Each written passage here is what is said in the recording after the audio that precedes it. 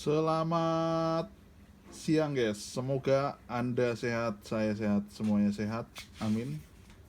Teman-teman, kali ini kita dapat kiriman si Laras LW lagi nih. Ini bukan pengerjaan si air parabolik ya. Ini adalah barrel kiriman bro, original dari Lothar Walther. Katanya sih kalau nggak salah ya, ini kalau nggak salah, barrel ini pernah dibubut dalam posisi yang terbalik. Terbaliknya seperti apa Mas Roso? Jadi untuk bagian jok depan itu diganti untuk loading. Nanti saya bakalan jelasin deh bro ya. Dampaknya itu seperti apa sebenarnya.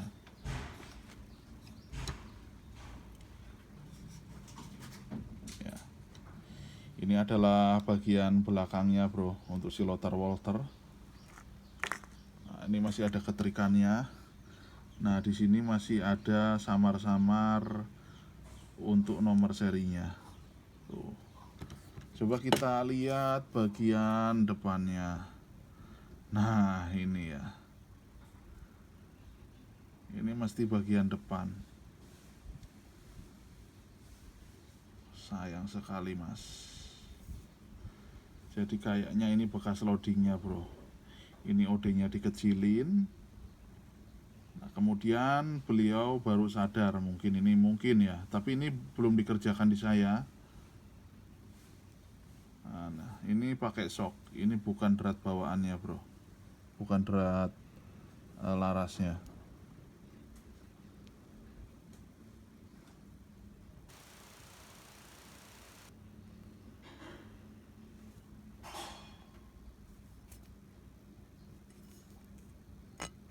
Tapi sepertinya ini drat larasnya bro, bentar.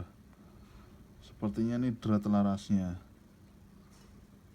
Entah masuk chambernya OD berapa ini, kayaknya OD 13 mungkin.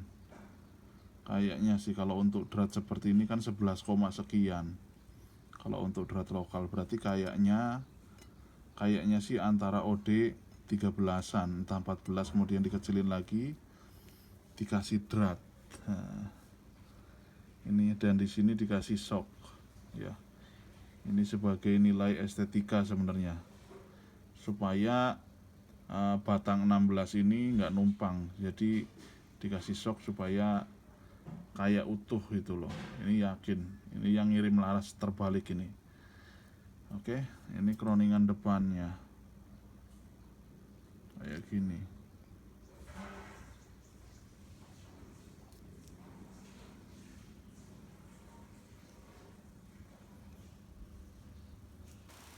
Nah, ini bagian loading belakang. Ini mungkin kalau waktu itu beliau itu baru ngeh ya bahwasanya larasnya terbalik dan kemudian ini dibubut lagi. Ya, ini di sini dibubut lagi.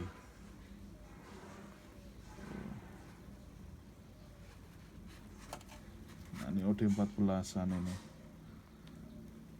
Entah bekas chamber apa.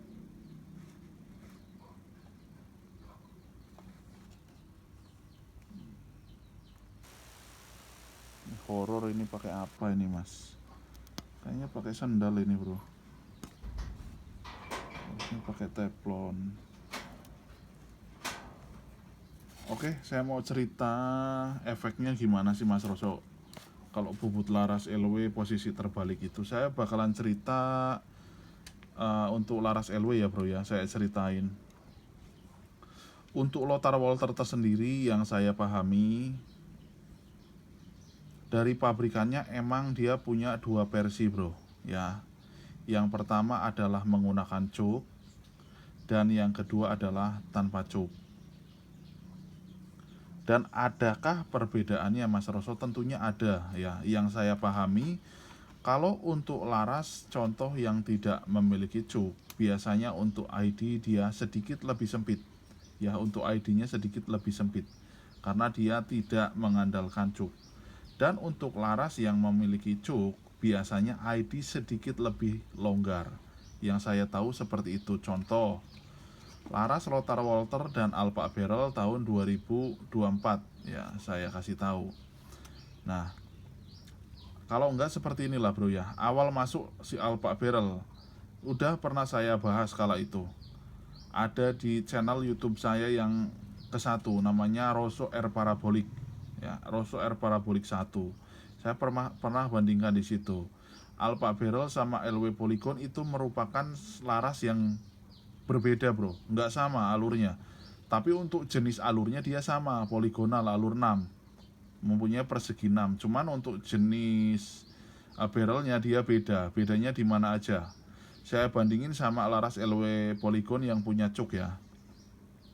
Yang punya cuk itu bro, untuk LW Polygon ID sedikit lebih gede. Makanya teman-teman kalau dorong laras LW itu kadang dia ada nyerosot-nyerosot ya, kadang ada loss. Cuman kalau dilihat dari segi len atau bekas gigitan len di alur itu sangat bagus sekali ya. Itu tandanya sebenarnya saat mimis atau slug dia masuk ke barrel, dia pas ngelos itu sebenarnya bukan alurnya diterobos, enggak, dia tetap diem di alur gitu loh, tetap diem di alur.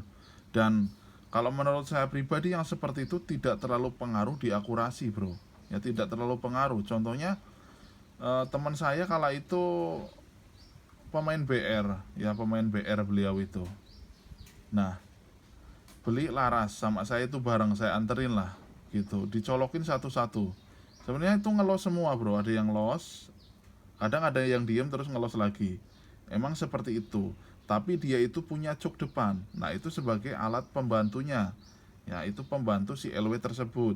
Gitu. Kalau cuk depannya kita buang, ya udah seperti itu nantinya.